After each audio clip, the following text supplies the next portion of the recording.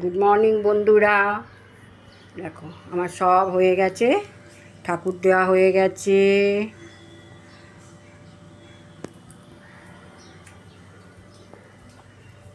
লিও উঠে পড়েছে, ছেলে বেরিয়ে গেল, তোমাদের দাদা বাজার গেছে।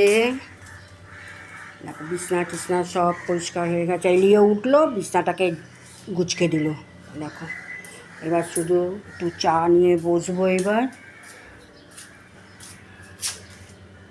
ভাত টাত সব আমার হয়ে গেছে, অর্ধেক রান্নাই হয়ে গেছে, ছেলে টিফিন নিয়ে চলে গেল। দেখো সব সব ঝকঝকে তকতকে হয়ে গেছে।